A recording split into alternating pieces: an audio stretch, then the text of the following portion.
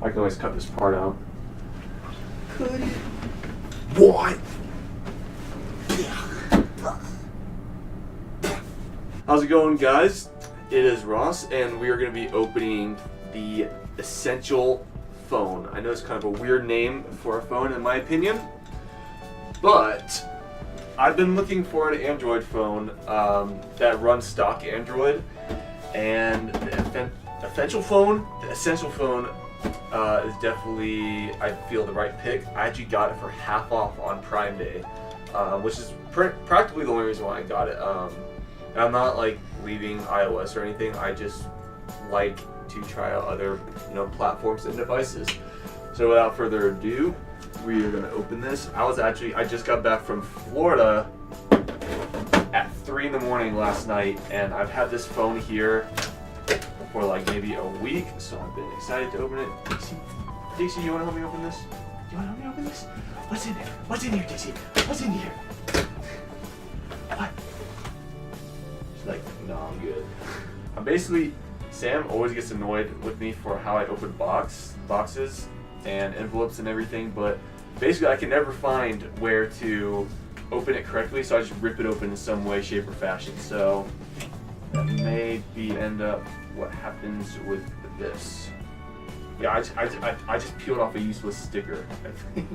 I'll probably cut some of this out, but I want to figure it out myself. How do you open this box? Oh,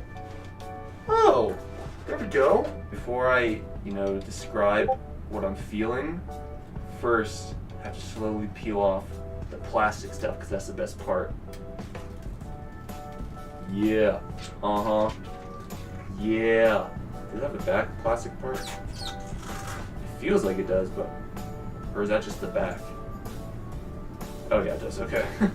This one is really nice, and it reminds me... I don't even know... I feel like... So I'm used to it not having a home button, or I'm used to it like having a home button, with my iPhone. I don't even know where it is. I'm sure you guys heard it a few seconds ago, but I'm assuming that's where the screen is. Both the front and back, I'm guessing, are glass. No, wait, hold on. I think this is where the screen is, because I can feel the fingerprint sensor, or is that the scanner? I don't know. I don't know anything about Android phones, just throwing this out there. But yeah, it reminds me a lot of like the sort of 5th generation and the 5S of the iPhone. So like iPhone 5 and 5S, the kind of squarish feature. So yeah, no, that wasn't what. So basically, pretty much like the 4 through the 5S is kind of what it reminds me of. It's a really, really nice size. I've always kind of preferred this size of phone. Like I have an 8 Plus, but it's just really. I have big hands, but even so, like I basically just got it for the bigger battery. There are 3 buttons in total on the side. 2, I'm guessing here, are volume. I'm not sure what this last one is. Sam, what do you think it is? Sam's in the video, but she's just like. Wait, what button? That one right there on the side, you see? Is that power? Oh yeah, maybe. I almost kind of like the volume buttons being on the right side. I always wondered how like a fingerprint sensor would work on the back, but I can feel that it's actually just very, very fluid, very intuitive. Oh, it's actually braided. That's actually pretty cool.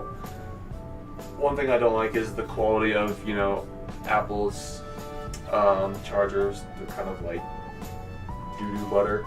So this is really cool. It's a braided USB-C charger, I believe, and it also has this little rubber tie thing on it to bind the charger up, which is actually really cool. I also like how the cable is detachable from the block.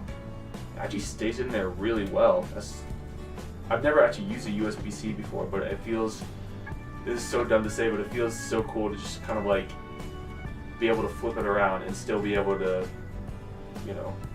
unlike USB where you have to like get lucky with one side. I've been told that the speaker on here isn't the best, and normally I would look for a phone that had really good speakers. Like the 8 Plus, has 2 speakers, but I'm not going to be using this as my main phone, so I don't really mind too much. But the specs on it were really nice, running stock Android. So that's pretty much why I got it. I got it for $250. It's originally supposed to be 500. So yeah, I think I'm gonna plug this in, charge it, and start using it. I don't think I'm gonna make a video of that. I just think that'd be kind of boring, but if people do want to see that, let me know in the comments. But yeah, thank you for watching, guys, and stay tuned for more videos. Alright, so I have decided to show a little bit about this phone, mainly because I ended the video and then I realized to point out that this phone does not have a headphone jack, and so I found the little headphone adapter. It's pretty cool. Also braided. But you know, I said earlier about how they said that the speaker wasn't that good, but it's really not that bad. You can hear me moving around. TalkBack is a screen reader primarily for people with blindness and low vision. And the first thing I noticed, granted I don't use Android at all, so I've used it a bit in the past. The first thing I noticed is that just TalkBack is pretty clunky compared to VoiceOver.